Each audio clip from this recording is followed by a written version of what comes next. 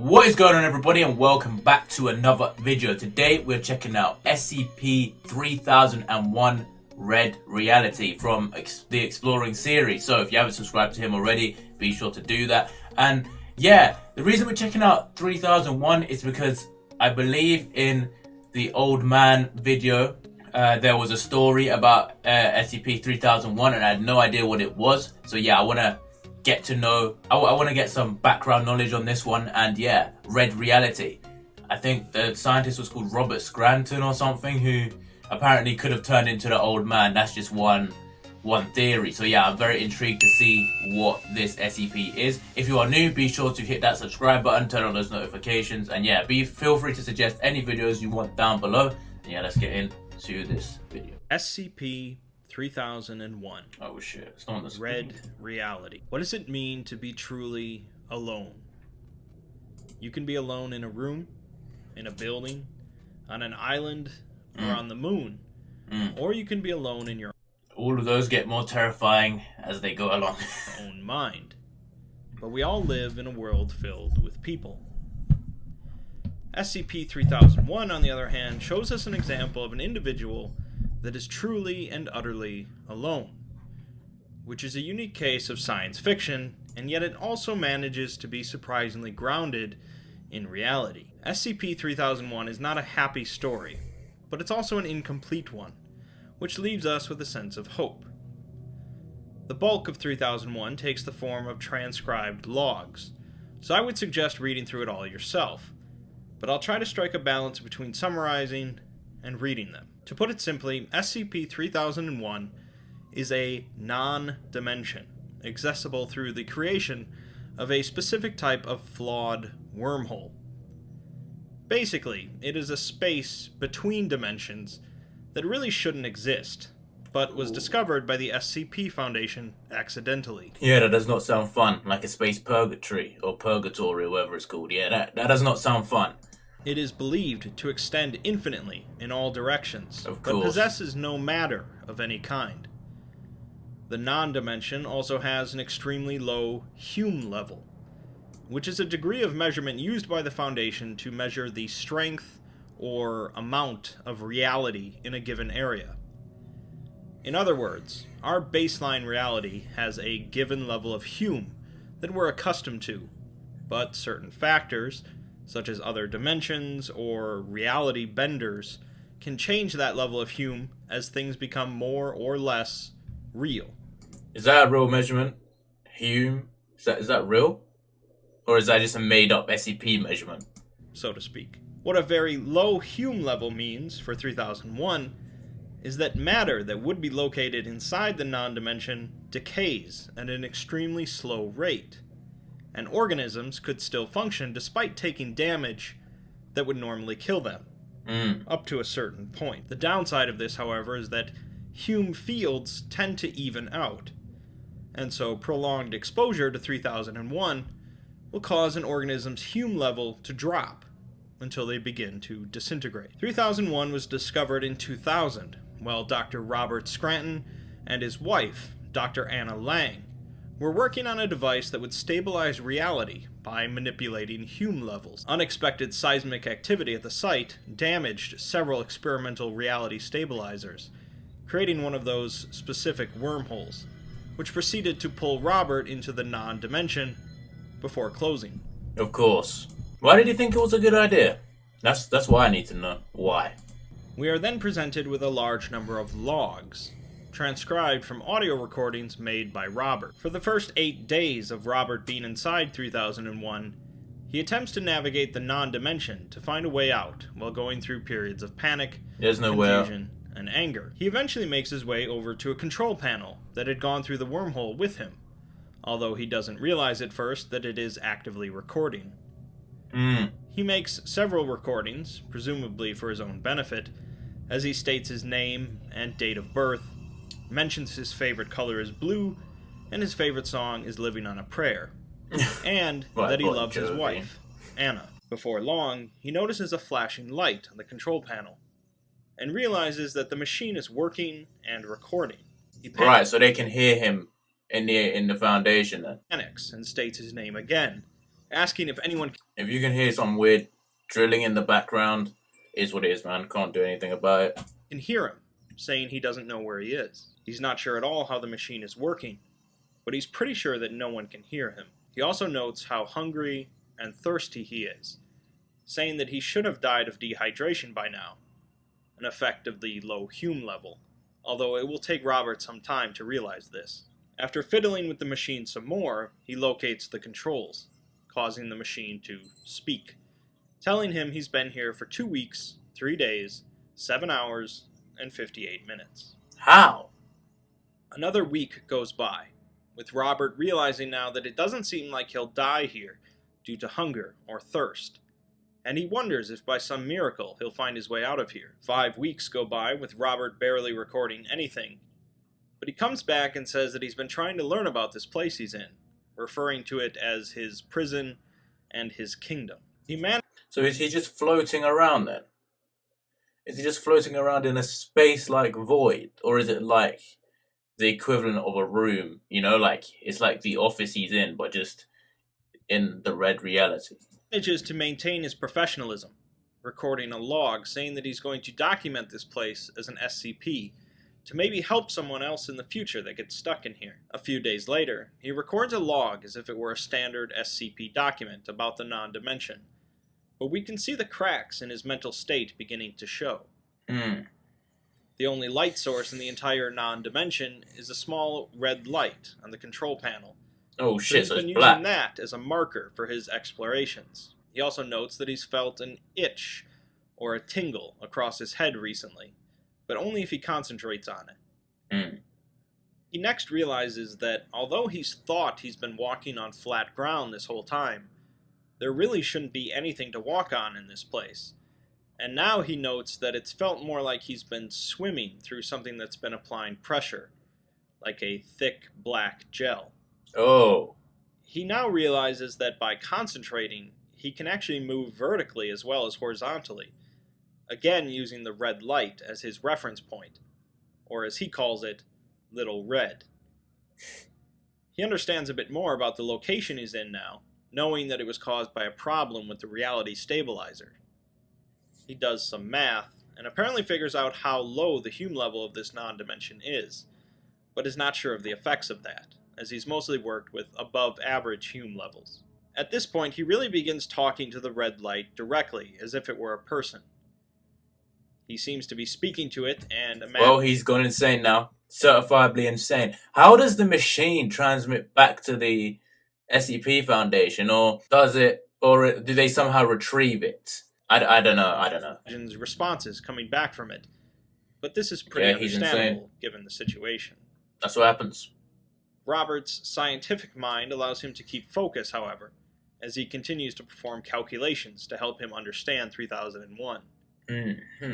He learns that the reality stabilizer that sent him and the control panel here cranked up their Hume levels to a few times normal level, meaning that it will take longer for them to equalize with 3001 and disintegrate. By his calculations, he has about 3 years or so before he's gone. Oh, God. And he believes he'll have something figured out by then. The tingling feeling he's had is his Hume level starting to diffuse. Robert's next log reads, "Hey, Red.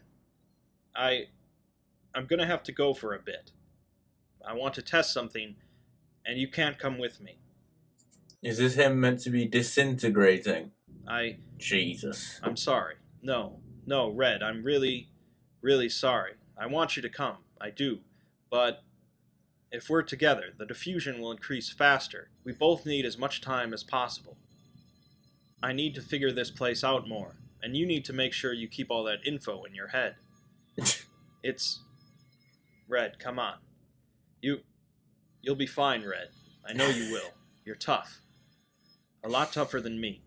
It'll only be for a bit, Red. But I need to see if I can find a way to keep us alive a bit longer. Maybe even get us out of here. If I can contain enough field, I can maybe even get us out. No, I'm not sure, but I need to find out. Red, we're talking about possibly escaping, okay? Yeah, it's a gap. A gap should have an end, like the walls of a canyon, understand? Imagine being the guy listening to all of this. Imagine being that guy that has to listen to this guy talking to a red light. Like he's insane. Which he I is need now. to find a wall, and then I can. I'm sorry, Red. I hope we're still friends when I come back. If. I'm going now. I'll see you soon. The control panel didn't record anything for nearly 4 full months, when suddenly Robert returned, far less hopeful than when he left. He says that this place is hell, and it goes on forever. He traveled in a single direction for 2 months before turning around. He then wonders if he let himself fall down long enough, would he eventually hit a bottom? More than 4 months go by before Robert returns again, saying there is no bottom either. This is the point where Robert's mental state really begins to deteriorate, as he asks Red if he's ever been married, or had I would have argued that's already deteriorated, but you know. kids, begging Red to talk to him. He suddenly realizes that his picture of Anna is fading due to the Hume levels, and he panics, begging Anna not to go, and asking Red to go get help. Robert loses coherency at this point, as months go by with him only sobbing, screaming, and mumbling. Jesus. It has now been roughly 2 years and 9 months since Robert entered SCP-3001. So when you left? Robert finally manages to return and make another recording, although his voice is now distorted due to both his own and the control panel's Hume levels dropping. He says that he can't feel his legs anymore, and he's not even sure if he's real anymore. But he knows he doesn't want to die yet. He says he went in a straight diagonal line for 6 months, and fell down for 8 months, but still found no end. He tells Red that he and Anna were planning to name their kid Lucy. His hand begins to break apart, resembling a spider web, but he still retains his knowledge of science, continuing to do calculations on 3001.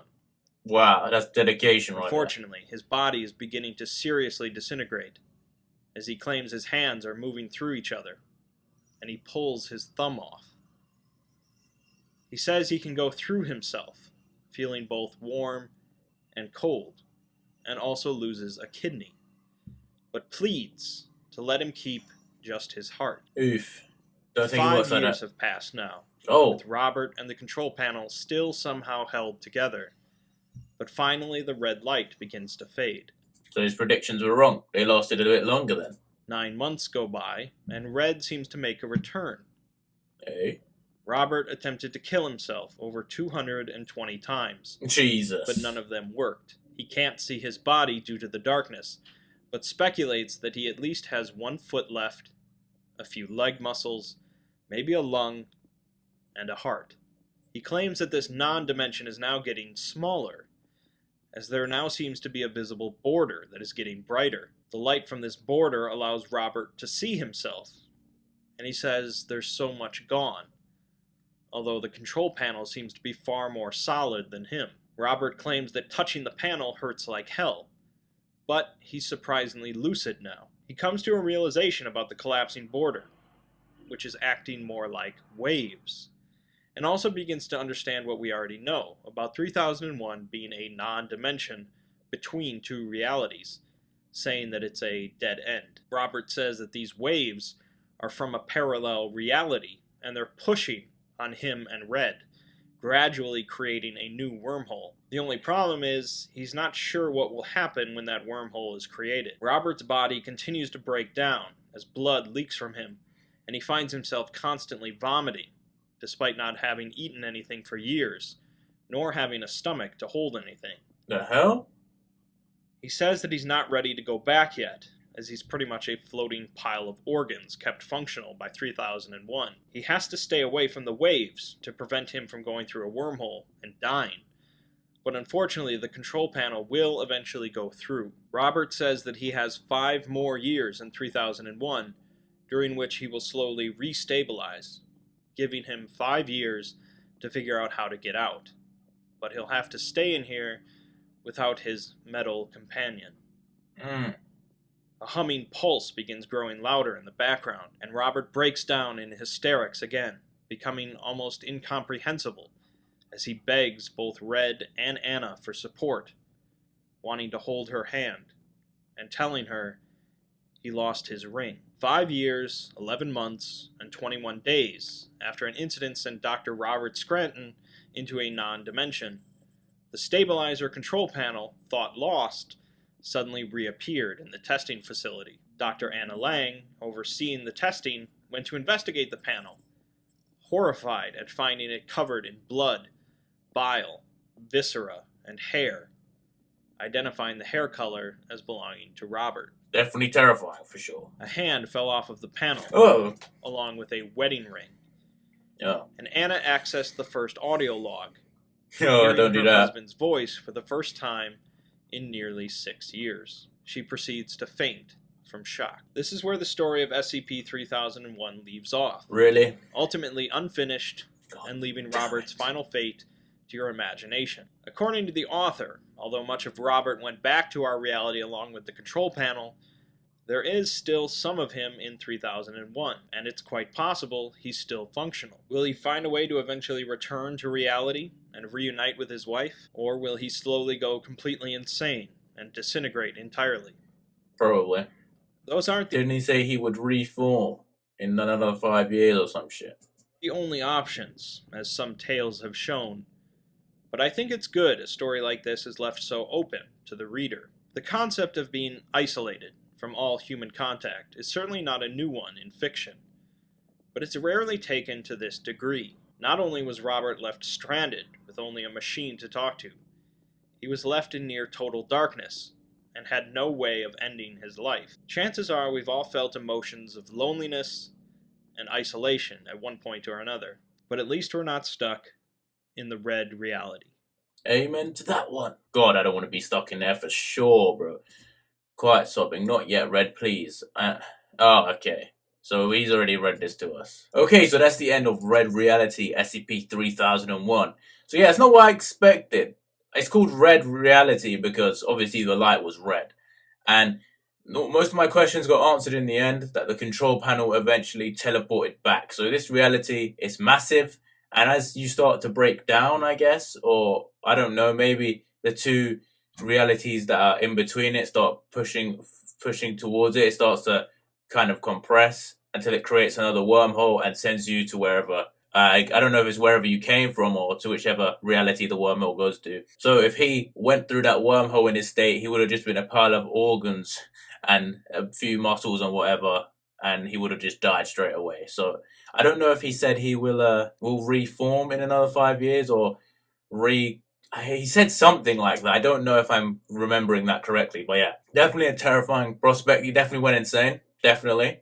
100%. He was already insane. He was talking to the red light like it was real. But that's what happens when you're isolated for too long. You go crazy. So yeah, man. That's the end of this video. Be sure to leave a like and subscribe if you're new. And I'll see you all next time.